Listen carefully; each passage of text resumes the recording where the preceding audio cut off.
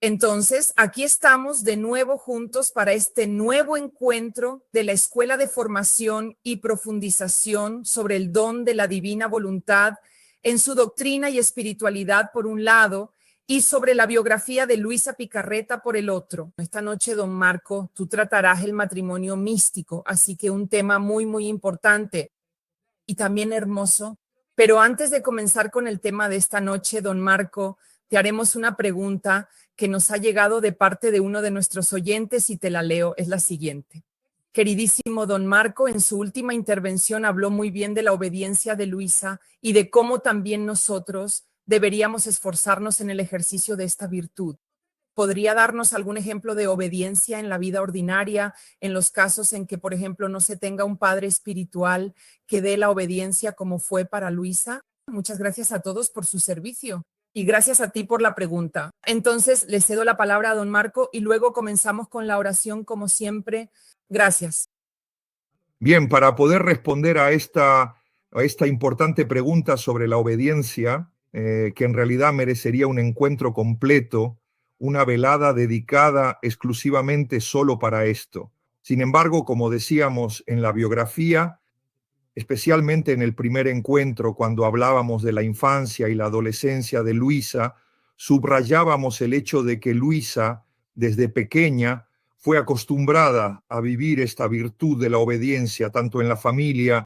Ella era muy obediente en la familia y se nota que la obediencia era un valor muy presente en la familia de Luisa, pero después la obediencia fue para Luisa, podemos decir, el camino que le permitió entrar cada vez más en contacto con Dios, en comunión con Dios, para luego llegar a la vida en la divina voluntad.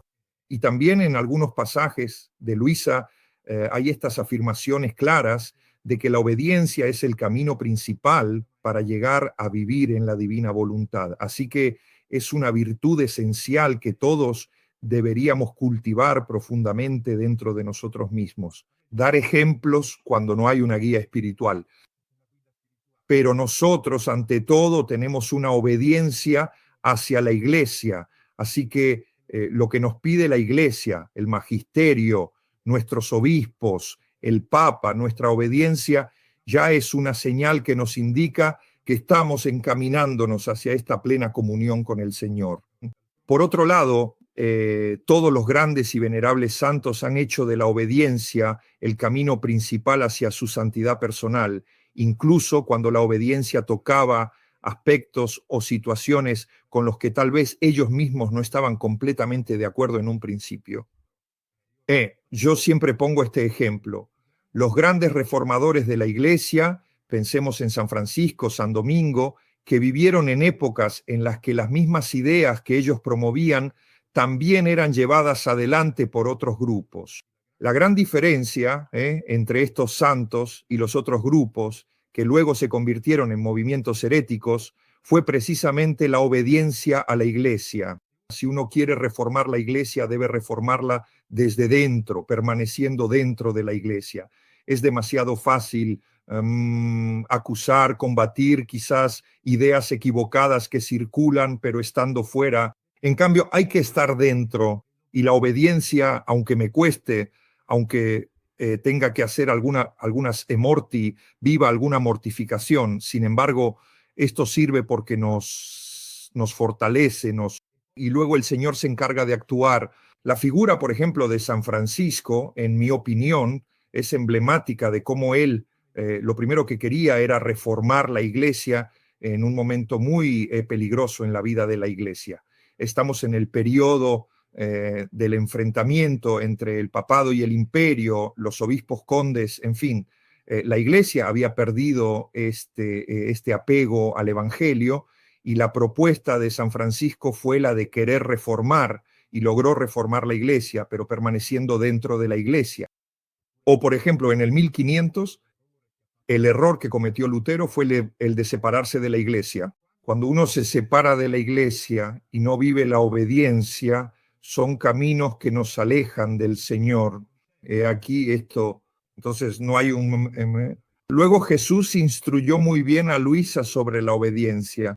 Hay unos pasajes bellísimos en el segundo volumen sobre la obediencia, e incluso con pruebas muy fuertes que Jesús pone delante de Luisa y se enfrenta a Luisa, porque también debemos pensar que Luisa no era alguien que se dejaba convencer fácilmente. Incluso Jesús tuvo que luchar con Luisa. Pero luego al final Luisa siempre se abandonó.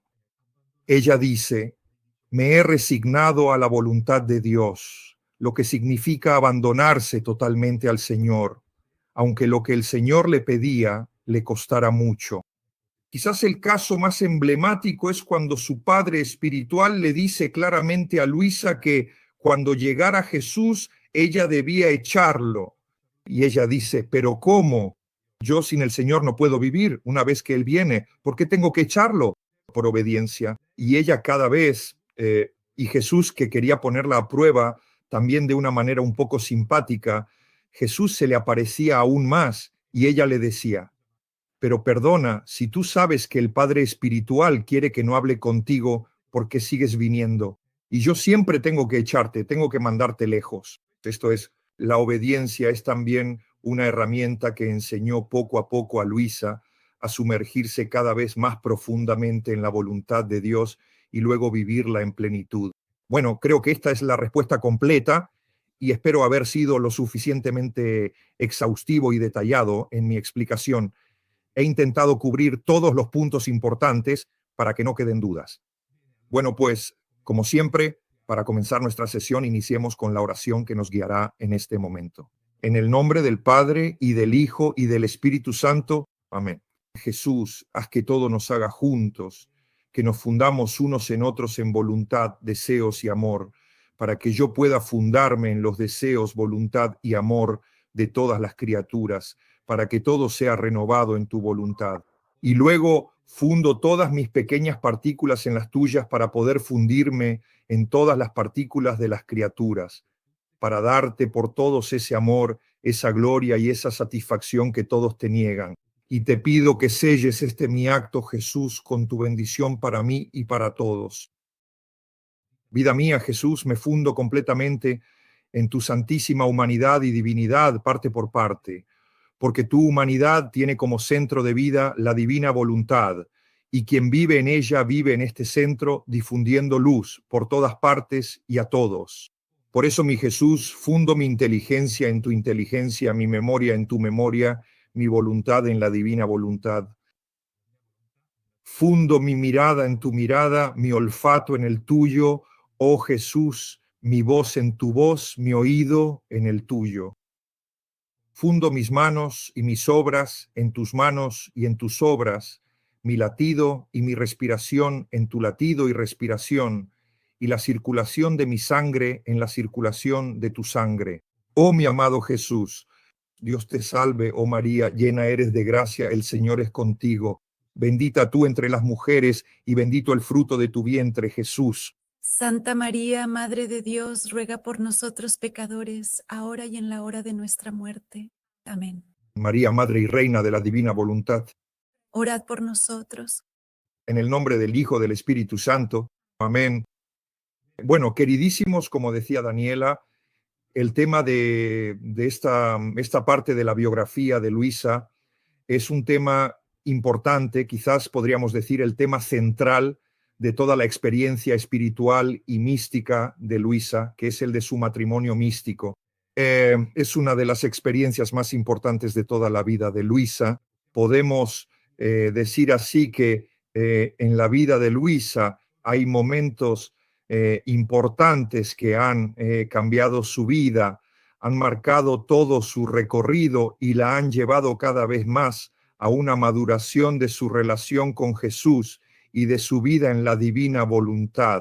Por ejemplo, el primer gran acontecimiento que ha marcado la vida de Luisa fue el día de su primera comunión, donde ese momento, ese encuentro con Jesús en la Eucaristía, ella tenía solo 9 años, pero fue vivido por Luisa de una manera tan hermosa, tan profunda, tan conmovedora, que precisamente desde ahí comienzan las primeras manifestaciones de Jesús en su vida. Ella escucha la voz de Jesús, habla con Jesús.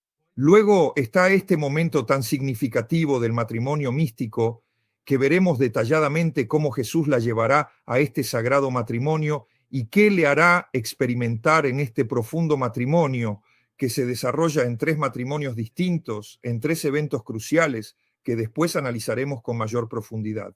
Y luego, otro paso importante es el momento en que Jesús, estamos en el volumen 12, donde Jesús le pide a Luisa su fiat para comenzar a vivir el don de la divina voluntad. Y también ese será un momento verdaderamente muy importante, un momento de cambio significativo también en la vida de Luisa y sobre todo en sus escritos, porque desde ese preciso momento también lo que Luisa escribe adquiere un sentido completamente diferente y mucho más profundo. Y también el estilo de Luisa se vuelve un estilo diferente, más profundo, y comenzará a hablar de esta vida en la divina voluntad.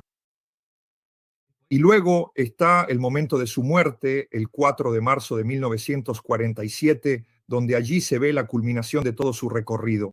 Es muy hermoso leer el testamento que Luisa dictó a su último padre espiritual, don Benedetto Calvi, donde ella ve precisamente este largo camino que está rodeado de todos estos soles, que son todos los actos que ella ha realizado en la divina voluntad. Y ese es el momento en el que ve la culminación de todo su recorrido, de toda su vida aquí en la tierra y de todo lo que el Señor le ha hecho vivir como camino de maduración de su fe, pero sobre todo de su relación con el Señor Jesús. Por lo tanto, el matrimonio místico es una etapa importante, crucial en la experiencia de Luisa, pero antes de adentrarnos en el tema de los matrimonios que Luisa ha vivido, debemos decir también una palabra en general sobre el matrimonio místico, porque la experiencia del matrimonio místico no es una experiencia que solo Luisa haya vivido, es una experiencia que muchos santos han vivido, por ejemplo, Santa Catalina de Siena, Santa Teresa de Ávila, Santa Teresita, Santa Isabel de la Trinidad. En resumen, los grandes santos, los grandes místicos han vivido esta experiencia del matrimonio místico en la vida cristiana, y entonces empezamos de inmediato. Como siempre, he preparado unas diapositivas muy completas y detalladas que nos permitirán seguir de una manera mucho más clara y organizada cada punto importante que abordaremos en esta sesión.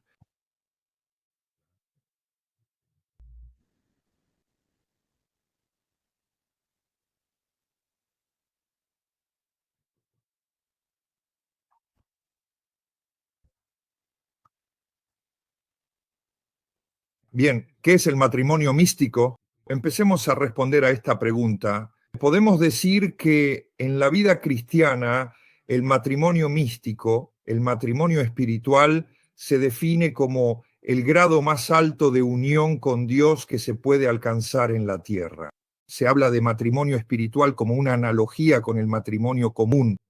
Así como en el matrimonio común existe la unión de 2 personas, del esposo y la esposa, y como en este matrimonio los 2 son una sola carne, como dice el libro del Génesis, así en el matrimonio espiritual el alma y Dios se convierten en una sola cosa. Y en todo momento debe existir este profundo deseo de hacer todo aquello que sea verdaderamente agradable a Dios. Y este es un punto tan elevado que prácticamente se puede decir que se llega a morir a uno mismo para poder alcanzar este estado de vida plena en el otro, en la presencia divina.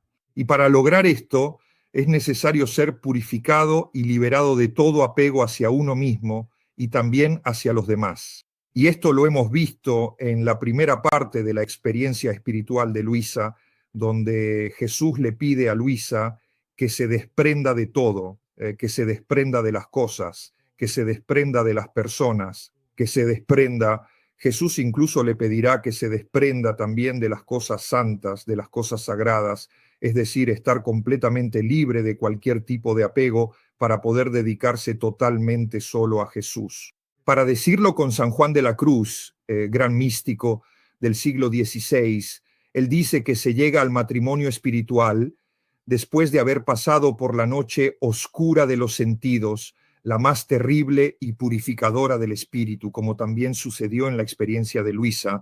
Recordemos que en cierto momento Luisa vive el abandono total por parte de Dios, por parte de Jesús, quien durante 3 años la deja a merced del diablo, siendo atormentada durante 3 años consecutivos. Y Jesús desaparece, Jesús no se deja ver, y ese es el momento de la purificación más profunda. Su vida, que luego precisamente ella al final dirá, para mí al término de esta prueba ha comenzado una vida nueva, que luego expresará esta vida nueva en su oficio de ser alma víctima, como vimos la vez pasada, y que luego la llevará también a esta experiencia del matrimonio místico. ¿Qué dicen los grandes místicos sobre el matrimonio? San Juan de la Cruz dice que el matrimonio espiritual y sagrado entre el alma y el Hijo de Dios es incomparablemente más que el desposorio espiritual, porque es, atención, una transformación total y completa en el amado, una unión profunda y mística. En él, continúa San Juan, una parte se entrega a la otra en posesión total con una cierta consumación de la unión de amor en la que el alma es hecha divina y participa en la medida de lo posible en esta vida. He aquí, San Juan usa estas palabras precisas, consumación de la unión de amor. Y podemos notar que, especialmente en los primeros 11 volúmenes, este aspecto de la unión, de la uniformidad, de la conformidad y de la consumación son precisamente las 4 etapas que recorrerá Luisa para llegar luego a vivir en la vida, en la divina voluntad, el acto de fusión, su fundirse completamente en Jesús. Es como si hubiera un acercamiento progresivo que al final lleva a esta consumación, a esta fusión. Uno se consume en el otro, y esto Jesús lo hace vivir a los místicos en el matrimonio místico. Y aún siempre San Juan de la Cruz en el Cántico Espiritual dice, así como en la consumación del matrimonio natural, como dice la Sagrada Escritura, son 2 en una sola carne, así también en la consumación del matrimonio espiritual entre Dios y el alma, son 2 naturalezas en un solo espíritu y amor, como dice San Pablo refiriéndose a la misma semejanza. Quien se une al Señor forma un solo espíritu con Él. Primera carta a los Corintios. Ocurre, continúa San Juan, como cuando la luz de una estrella o de una vela se une con la del sol. Y es esta, no aquella, la que resplandece absorbiendo en sí todas las demás luces. Y esto indica que no es que se pierda la unicidad y la peculiaridad del alma, que deba anularse para dar espacio a Dios. No, sino que se sumerge totalmente en Dios, se une a Dios, se funde con Dios y por lo tanto viven de la misma vida.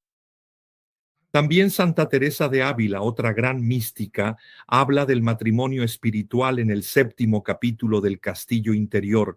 Esta obra que ella escribió donde imagina los distintos estadios, las diferentes etapas del recorrido de la vida mística, como si fueran las habitaciones de un castillo que desde el exterior nos hace pasar de una habitación a otra, que son los distintos grados de la experiencia espiritual, hasta llegar a la habitación central, la más escondida. Y el matrimonio místico, según Santa Teresa, realiza una unión tan fuerte que transforma al cristiano en otro Jesús. ¿Y dónde ocurre esto?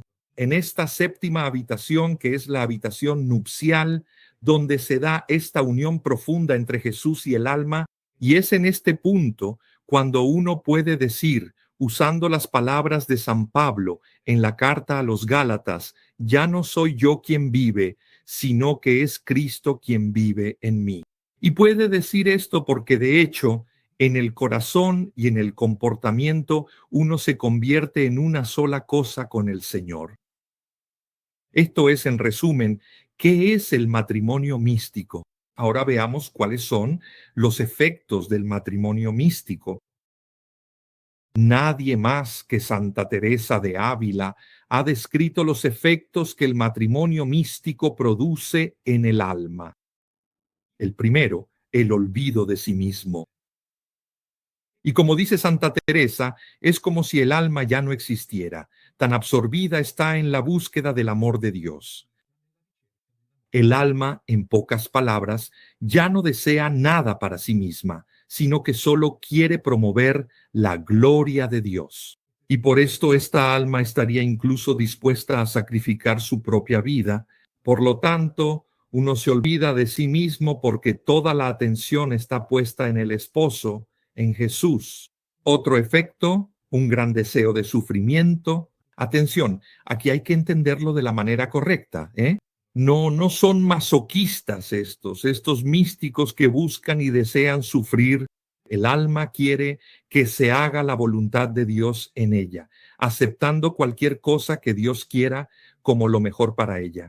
Y por lo tanto también el sufrimiento, el deseo de vivir unidos a Jesús es tan grande que, sabiendo que Jesús sufre, ellos participan en el sufrimiento de Jesús, pero no porque amen el sufrimiento, sino porque aman a Jesús y quieren amar a Jesús en todo, incluso en el sufrimiento. Tercer efecto, la alegría en la persecución. El alma experimenta una gran alegría interior, está mucho más en paz que antes, no siente ninguna aversión hacia quienes la tratan mal o desean hacerlo. Pero el alma concibe un amor especial por estas personas, y si viera a estas almas que le hacen daño en alguna aflicción, se sentiría profundamente apenada y haría todo lo posible por ayudarlas. ¿Por qué?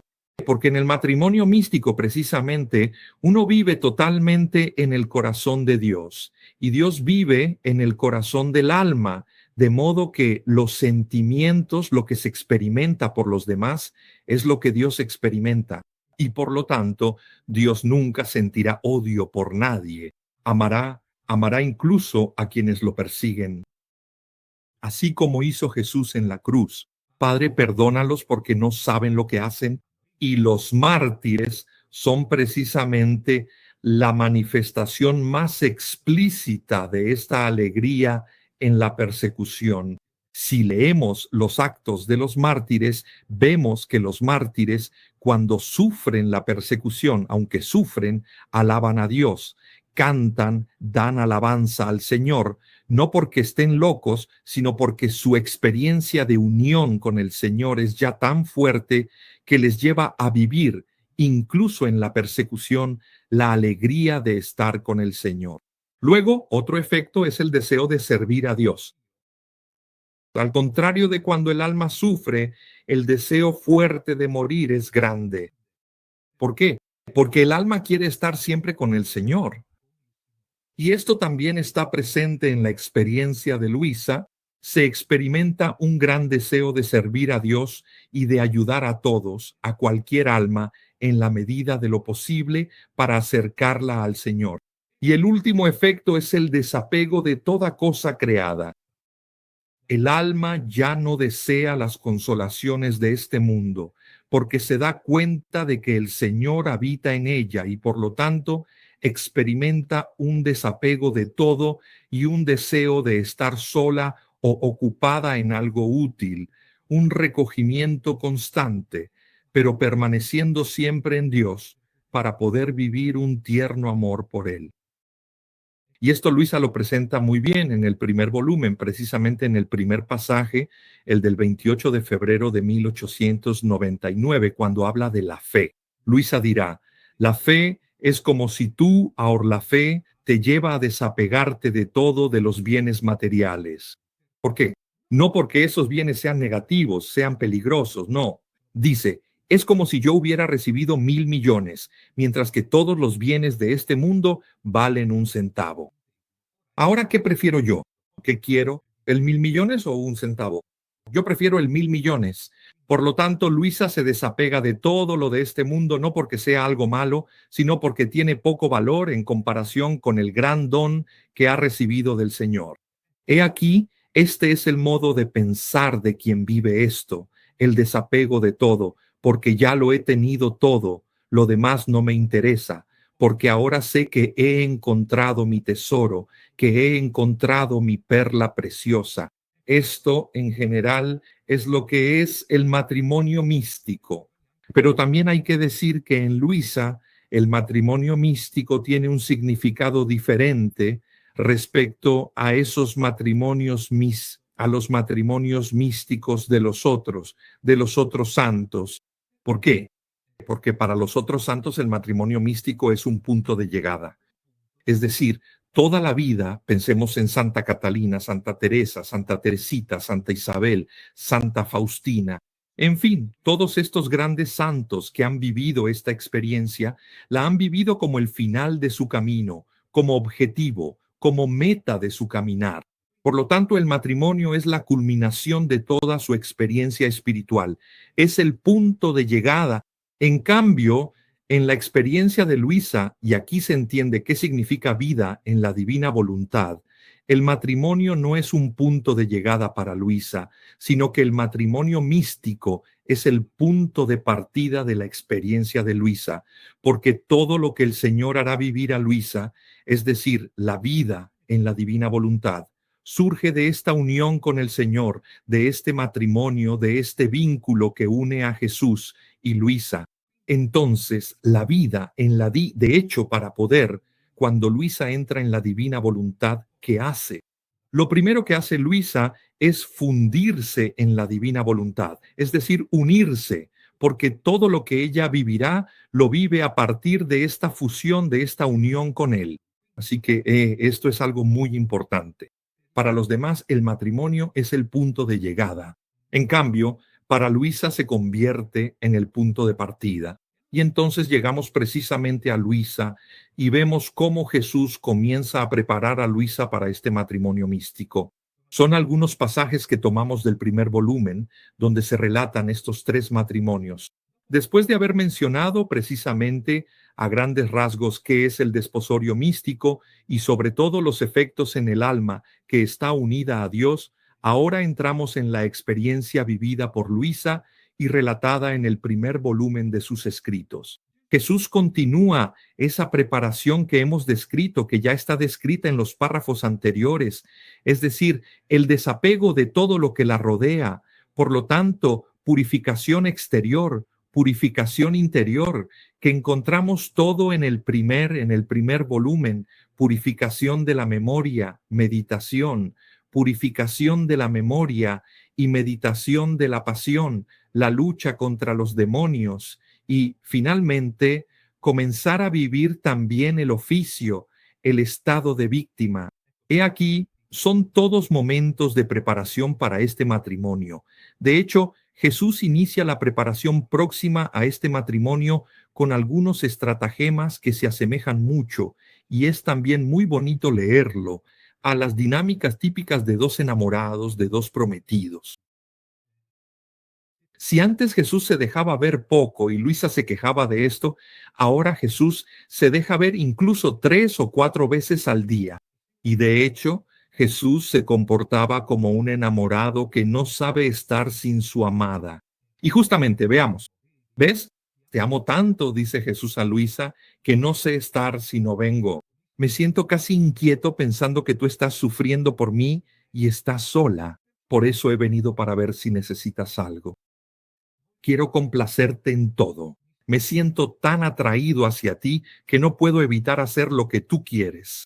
Y si hasta ahora te he quitado la vida exterior y me he manifestado a ti, ahora quiero atraer tu alma junto a mí para que donde quiera que yo vaya, tú puedas venir conmigo. Y así podrás disfrutarme más y unirte más íntimamente a mí, algo que no has hecho en el pasado. Vean, es Jesús quien está enamorado de la vida de Luisa y como un enamorado va allí a buscarla continuamente porque quiere estar con ella. Pero lo que más profundamente fascina a Luisa en este cortejo tan especial por parte de Jesús es el inmenso esplendor y la sublime belleza de su sagrada humanidad. También en el primer volumen, Luisa dedica unas palabras muy hermosas y conmovedoras para describir la profunda humanidad de Jesús. ¿Y cómo ve a Jesús? ¿Cómo ve Luisa a Jesús? Lo ve como un joven de 18 años, hermoso, en cuyo rostro resplandecía toda su sabiduría, su paz, y esas visiones, incluso sus mismas pasiones, ya no la perturban, ya no la molestan, y es solo en este estado que se puede no solo percibir, sino también disfrutar de la belleza de la humanidad de Jesús. En pocas palabras, Jesús, Luisa se enamora no de la divinidad de Jesús, sino de su humanidad. Y esto es muy importante. El primer paso para poder tener una experiencia de Dios es a través de la humanidad de Jesús, mirar a la humanidad de Jesús, porque solo a través de la humanidad de Jesús se puede llegar a su ser divino y vivir de la vida divina. Si no se pasa por la humanidad, no podemos conocer nada, porque la humanidad de Jesús es la humanidad realizada, es la humanidad según la voluntad de Dios, según el proyecto de Jesús, de Dios, es según el proyecto de la creación. Jesús logró vivir todo esto. De hecho, ella dice: oh mi todo y bello Jesús, si por pocos momentos en los que te manifiestas en esta vida, comunicas tanta paz que se pueden soportar los martirios más dolorosos, los sufrimientos más humillantes, con la más perfecta tranquilidad, me parece una mezcla de paz y de dolor. Pero ¿cómo será en el paraíso? Y luego comienza a describir la humanidad de Jesús. Qué hermosos son tus ojos purísimos, brillantes de luz. No es como la luz del sol que al querer mirarla ofende nuestra vida. No, mientras eres luz, se puede fijar perfectamente la mirada y mirar dentro de tus pupilas de un color azul celeste oscuro. Oh, cuántas cosas me dices. Es tanta la belleza de tus ojos que solo una mirada basta para hacerme salir de mí misma y hacerme correr por caminos, por montes, por la tierra y por el cielo. Basta una sola mirada para transformarme en ti y sentir descender en mí algo divino. Son muy bellas estas palabras que dicen: si antes hemos sentido cuánto amaba Jesús a Luisa, aquí vemos cuánto amaba Luisa a Jesús y cuán hermoso era para ella. Y así Luisa sigue adelante describiendo el rostro, su tez, sus mejillas, su nariz, la voz. Y dice: la voz de mi Jesús es poderosísima, es operante, y ya en el mismo acto en que habla obra lo que dice. Así, su boca es hermosa, pero muestra aún más su bella gracia en el acto de hablar, mientras se ven esos dientes tan nítidos y tan bien alineados, y siendo su aliento de amor, incendia, fulmina, consume el corazón. He aquí, así es como Jesús y Luisa se preparan con gran devoción para este primer y significativo matrimonio místico. Y es precisamente en estos días de preparación cuando Jesús hace vivir a Luisa por primera vez la salida del alma del cuerpo, una experiencia que luego se repetirá a menudo en la vida de Luisa. Es el deseo por parte del esposo de estar siempre con su esposa. Si antes era Jesús quien iba a Luisa, ahora es ella quien debe ir a Jesús. Y estos éxtasis se convierten para Luisa en una verdadera escuela de vida. De hecho, los llamados famosos giros que Luisa hace en la creación y en la redención, hace que se comprenda cuánto Jesús, por un lado, es tan ofendido por la deshonestidad, las blasfemias, las faltas de caridad, pero por otro lado Jesús le muestra a Luisa con tantas luces que irradian las almas buenas que están dispuestas a acoger a Dios. En la misa, en la celebración de la misa, Luisa comprende el valor fundamental de toda la fe. La misa, según Luisa, lo dice todo y habla de todo porque recuerda la redención, los sufrimientos que Jesús ha padecido, y en la comunión se convierte en el momento en que, precisamente, el alma se une al Señor, hace la comunión con el Señor. Y así llegamos a la celebración del primer matrimonio místico que tuvo lugar el 21 de octubre de 1888. Es la fiesta en el antiguo calendario de la Virgen, de la pureza de la Virgen María. Se celebra precisamente este matrimonio en la tierra entre Luisa y Jesús. De hecho, es mejor decir entre Luisa y la humanidad de Jesús. con la presencia de la Santísima Virgen María y de Santa Catalina de Siena como testigos. De hecho, Luisa era terciaria dominica y por eso la presencia de Santa Catalina es importante, fundamental. Y es la misma Luisa quien relata este matrimonio del 21 de octubre de 1888. Ella escribe seguimos en el primer volumen. La mañana de dicho día, Jesús se me apareció de nuevo, todo afable, dulce y majestuoso, junto con su Santísima Madre y con Santa Catalina. Primero los ángeles cantaron un himno. Santa Catalina me asistía. La madre me tomó de la mano y Jesús me puso el anillo en el dedo. Luego nos abrazamos y me besó, y lo mismo hizo la madre. Después hubo un coloquio lleno de amor. Jesús me hablaba del gran amor que me tenía. Yo también le decía el amor que le tenía a él. Mira esta correspondencia de amor. La Santísima Virgen me hizo comprender la gran gracia que había recibido y la correspondencia con la que debía responder al amor de Jesús. Y mi esposo Jesús me dio nuevas reglas para vivir más perfectamente. Pero como ha pasado mucho tiempo, no las recuerdo muy bien, por eso las omito. Y así terminó por ese día. Pero, ¿quién puede describir las delicadezas de amor que Jesús hacía en mi alma?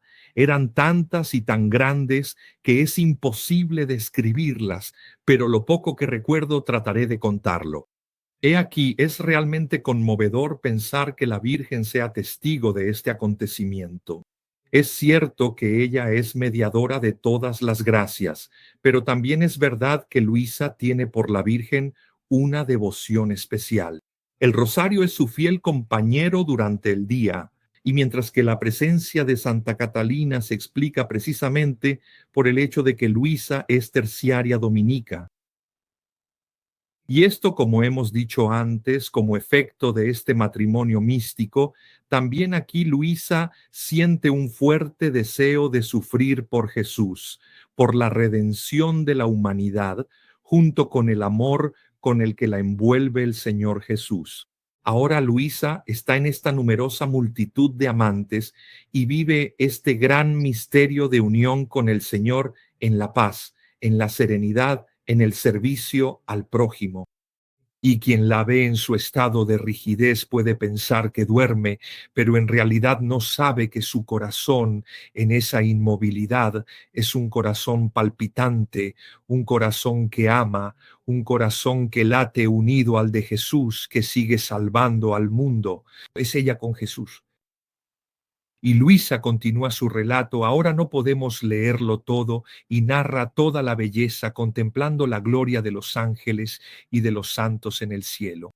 Y Jesús a menudo la llevaba consigo al paraíso y Luisa escuchaba los cantos de los bienaventurados, por ejemplo, los coros de los ángeles, las órdenes de los santos, todos sumergidos en el mar de la divinidad, absorbidos e identificados.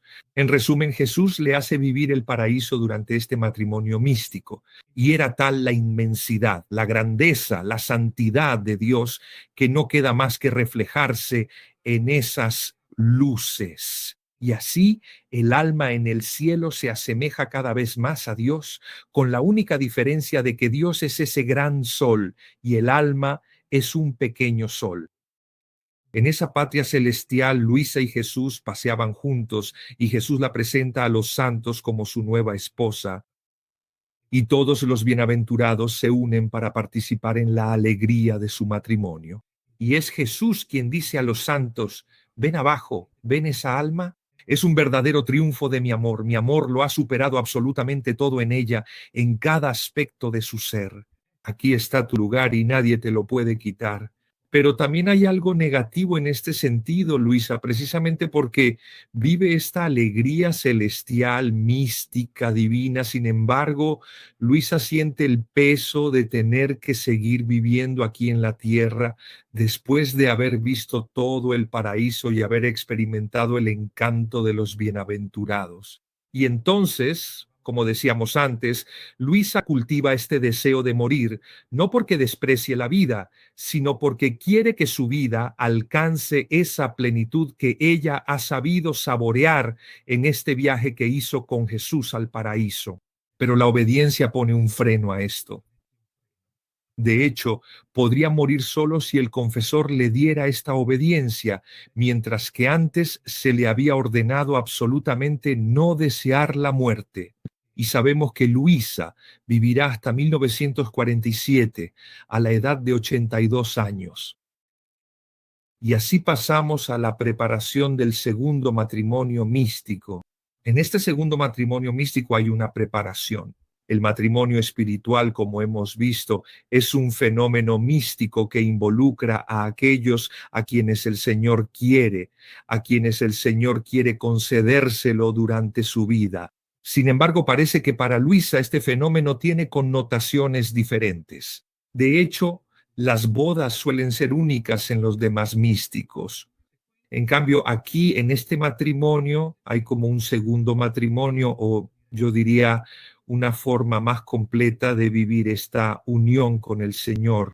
Jesús se casó con Luisa, pero lo hizo con signos humanos, el anillo, el velo, hasta donde ella podía comprender en ese momento. Ahora es necesario que esta unión con Jesús dé un salto de calidad, que avance un paso más allá. Ahora es necesario que estas bodas no se celebren ya en la tierra, como el primer matrimonio, sino en el cielo y en el seno de la Trinidad.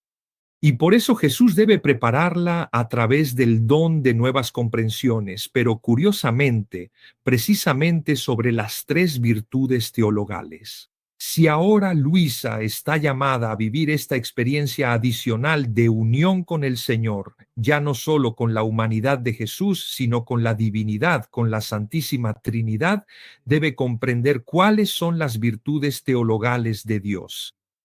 Y entonces aquí es donde Jesús comienza a hablar de la fe.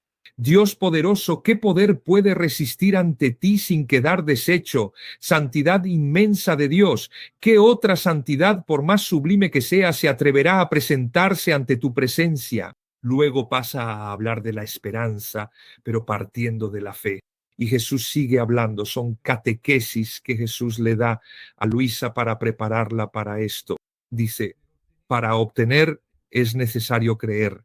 Así como para el cuerpo sin la vista de los ojos, todo es oscuridad y confusión, tanto que si quisiera caminar caería aquí y allá y terminaría por precipitarse por completo, así también el alma, sin la fe, no hace más que ir de precipicio en precipicio, pero la fe sirve de vista al alma, es como una luz que la guía hacia la vida eterna. Ahora bien, ¿de qué se alimenta esta luz de la fe? De la esperanza.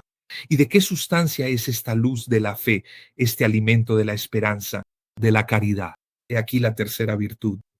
Las tres virtudes están tan unidas entre sí que una no puede existir sin la otra. De hecho, ¿de qué le sirve al hombre creer en las inmensas riquezas de la fe si no las espera para sí mismo? Las mirará, sí, pero con ojos indiferentes porque sabe que no son suyas. Pero la esperanza le da alas a la luz de la fe y esperando en los méritos de Jesús las considera suyas y llega a amarlas. La esperanza le da al alma una vestidura de fortaleza, casi de hierro, de modo que todos los enemigos con sus flechas no pueden herirla. No solo eso, sino que ni siquiera pueden causarle la más mínima molestia. Todo es tranquilidad en ella, todo es paz. Por lo tanto, si bien todas las demás virtudes sirven para embellecer el alma, pero pueden hacernos vacilar y volvernos inconstantes, Jesús dice que la esperanza hace que el alma sea estable y nada puede dañarla. Ni la tribulación ni la pobreza pueden hacer todo, soportar todo, sufrir todo, porque espera en Jesús, que es el objeto de todas las esperanzas del hombre. Y así se llega a la caridad. Jesús sigue hablando. A la esperanza, a la fe y a la esperanza le sigue la caridad, y ésta une todo lo demás, las otras dos, de modo que forman una sola, aunque sean tres. He aquí, oh esposa mía, en las tres virtudes teologales la Trinidad de las personas divinas. Si la fe hace creer y la esperanza hace esperar, la caridad hace amar. Si la fe es luz y sirve de vista al alma, y la esperanza es el alimento de la fe que proporciona al alma el coraje, la paz, la perseverancia y todo lo demás, La caridad es la sustancia de esa luz y de ese alimento. Es como ese ungüento dulcísimo y fragantísimo que, penetrando por todas partes, alivia y endulza los sufrimientos de la vida. Cuán verdaderas son estas palabras. La caridad hace dulce el sufrimiento y lleva incluso a desearlo. El alma que posee la caridad esparce fragancia por todas partes. Sus obras, hechas todas por amor, desprenden una fragancia sumamente agradable. ¿Y cuál es esa fragancia? Es la fragancia de Dios mismo. Las altas virtudes hacen que el alma sea solitaria y casi rústica con las criaturas. La caridad, en cambio, siendo una sustancia que une los corazones. ¿Pero dónde? En Dios. La caridad, siendo un ungüento sumamente fragante, se esparce por todas partes y con todos. La caridad hace que se sufran con alegría los tormentos más despiadados y llega a no poder estar sin el sufrimiento.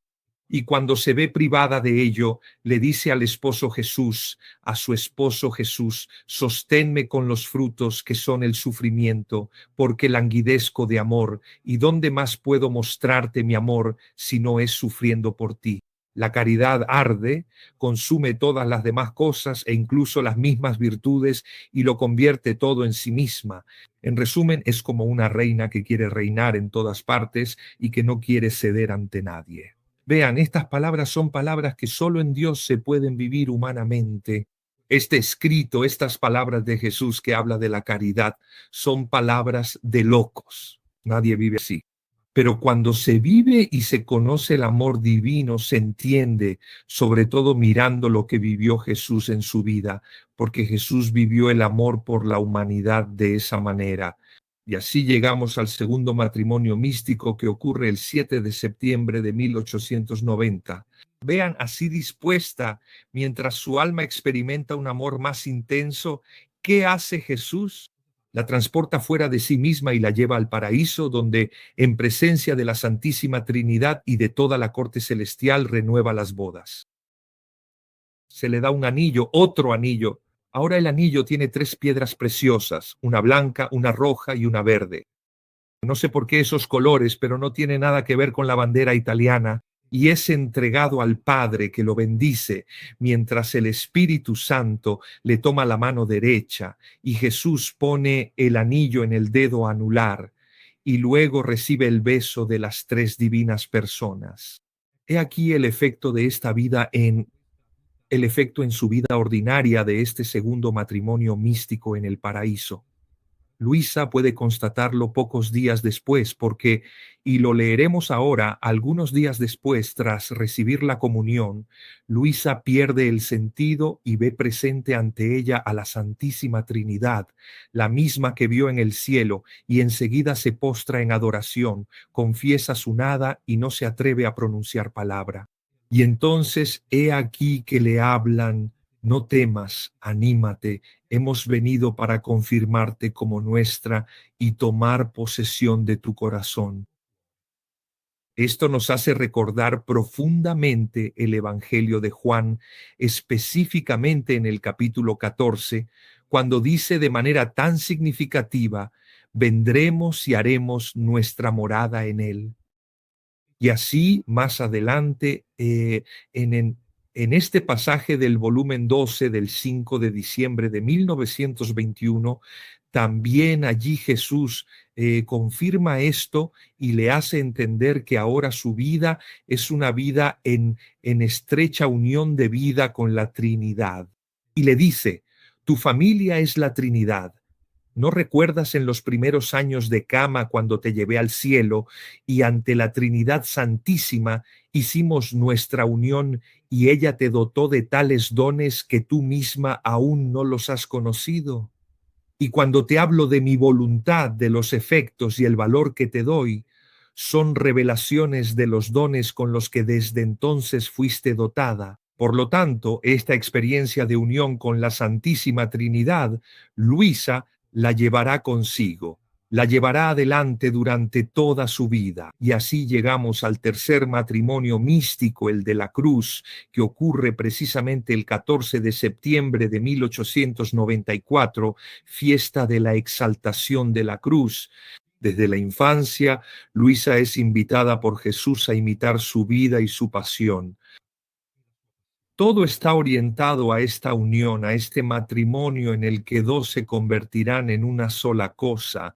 Y Jesús también para este tercer matrimonio la prepara explicándole que las virtudes sin el injerto de la cruz no tienen fuerza y que los dolores, las confusiones, los insultos, las calumnias, los dolores, las pobrezas, las enfermedades y la cruz, sobre todo porque fueron llevados por Él, todos han sido divinizados. Y que recibirlos no es un castigo, sino un regalo, verdaderamente un gran honor sagrado, porque son el uniforme del Hijo de Dios, dice Jesús. Y así relata Luisa este tercer matrimonio místico. Una mañana mi amado Jesús se apareció ante mí en forma de crucifijo y me dijo que quería crucificarme con él. Y mientras decía esto, vi que de sus santísimas llagas salían rayos de luz, y dentro de esos rayos los clavos que venían hacia mí. Y en ese momento, no sé por qué, aunque tanto deseaba que me crucificara, que me sentía consumida, fui sorprendida por un gran temor que me hizo temblar de pies a cabeza. Sentía tal aniquilamiento de mí misma, me veía tan indigna de recibir la gracia que no me atrevía a decir, Señor, crucifícame contigo. Parecía que el mismo Jesús estaba suspendido esperando mi voluntad. Pero ¿quién puede decir lo que sucedía en lo más íntimo de mi alma? Lo deseaba ardientemente, pero al mismo tiempo me veía indigna. La naturaleza se asustaba y temblaba. Y mientras me encontraba en esta profunda reflexión, mi amado y divino Jesús mentalmente me instaba con gran dulzura a aceptar su santa voluntad. Entonces, con todo mi corazón, con una devoción sincera y profunda, le dije con voz interior, Oh, mi esposo santo, mi amado y crucificado Señor por mí, te ruego con toda mi alma que me concedas la inmensa gracia de crucificarme contigo y al mismo tiempo que no hagas aparecer ningún signo externo visible de esta crucifixión. Sí, mi Señor, dame el dolor más intenso, dame las llagas más profundas, pero haz que todo esto quede completamente oculto y sea un secreto sagrado entre tú y yo en la intimidad de nuestros corazones. De hecho, Luisa recibe el don de los estigmas en este tercer matrimonio místico, pero los recibe de manera invisible, así como también Santa Catalina de Siena. Y la experiencia de la crucifixión se repetirá nuevamente, y cada vez que habla de la crucifixión, de su crucifixión, son nuevas enseñanzas que Luisa aprende de Jesús respecto a la cruz. De hecho, ahora vamos a leer una de estas enseñanzas. Ya casi hemos llegado al final. Dice Jesús, amada mía, la cruz distingue a los réprobos de los predestinados. Así como en el día del juicio los buenos se alegrarán al ver la cruz, así también desde ahora se puede ver si uno debe salvarse o perderse. Si al presentarse la cruz el alma la abraza, la lleva con resignación, con paciencia y besa y agradece esa mano que la envía, ahí tienes la señal de que esa cruz es sal, de que esa alma es salva. Si al contrario, al presentarse la cruz se irrita, la desprecia y llega incluso a ofenderme, puedes decir que es señal de que es un alma que va por el camino del infierno. Así harán los réprobos en el día del juicio, que al ver la cruz se afligirán y blasfemarán. Parece que estamos viendo la escena de la crucifixión. Jesús en medio de los dos ladrones, el ladrón al costado que insulta a Jesús. Si eres hijo de Dios, ¿por qué? O sea, en cambio, el buen ladrón le dice, Señor, ten piedad de mí, acuérdate de mí en tu reino. Todo lo dice la cruz. La cruz es un libro que, sin engaño y de manera clara, te dice y te hace distinguir al santo del pecador, al perfecto del imperfecto, al fervoroso del tibio. La cruz comunica tal luz al alma que desde ahora no solo permite distinguir al bueno del malvado, sino que también se puede saber quién será más o menos glorioso en el cielo, quién ocupará un lugar superior o uno inferior. Todas las demás virtudes permanecen humildes y reverentes ante la virtud de la cruz, y al unirse con ella reciben mayor brillo y esplendor. Amada de mi corazón, deseo ardientemente no solo crucificar tu alma y comunicarte los dolores de la cruz en el cuerpo, sino que también quiero sellar tu cuerpo con el sello de mis llagas y quiero enseñarte la oración para obtener esta gracia. La oración es esta. Yo me presento ante el trono supremo de Dios bañada en la sangre de Jesús, rogándole que por el mérito de sus clarísimas virtudes y de su divinidad me conceda la gracia de crucificarme. Y aquí podemos decir que hemos llegado al culmen de la experiencia mística, una vivencia profunda que, como muchos otros santos, la han vivido plenamente. Esta unión total solo se alcanza en la cruz y los estigmas son el signo de esta participación en toda la vida de Jesús, como lo fue para el Padre Pío, como lo fue para San Francisco. También San Francisco vive esa experiencia como una unión con el Señor. Ya sabemos que San Francisco, al regresar de su viaje a Tierra Santa, ve que todos sus frailes ya habían tomado otros caminos e incluso habían estructurado la orden de manera muy diferente a como él la concebía, y entra en una profunda crisis y se retira al Monte Laverna para sufrir y vivir la experiencia de la cruz y del abandono. Y es precisamente allí donde se une de manera total con el Señor, quien le concede precisamente los estigmas. Por lo tanto, este matrimonio podemos decir que es el culmen, ¿eh? Es una representación de lo que son los grandes de la vida espiritual, que es una progresión en la madurez. El primer matrimonio es desposar la humanidad de Jesús, estar unidos con Jesús, el encuentro con la figura de Jesús, con Jesús hombre, luego con Jesús Dios, el matrimonio místico que te hace entrar en la vida divina para luego tener su expresión en la cruz, es decir, en el don de la vida. Una vida realizada es una vida que se entrega, es una vida que se deja crucificar y se deja crucificar por amor. He aquí, Jesús se comporta como un maestro interior que no deja de cumplir su obra y que busca hacer de esta hija suya su imagen perfecta. Es lo que Jesús dice precisamente al inicio del primer volumen. Quiero hacer de ti mi misma imagen, mi imagen perfecta. Así, en su actuar, Jesús le pide a Luisa conformidad en todo con su persona para que pueda llegar a estar uniformada en su modo de vivir. Enseña que solo vivir en Él, por Él y con Él es la verdadera virtud, porque tiene la capacidad de dar al alma la misma forma de la vida divina de la cual Luisa se convierte en morada, y de transformarla en las mismas virtudes divinas de las que Luisa se alimenta. ¿Qué quiere decir esto? Podríamos decir esto, que el alma ya no vive para Dios, sino que vive plenamente de Dios, y la propia Luisa lo contará en los siguientes volúmenes, trazando el camino de la vida espiritual a través de las virtudes. Fiat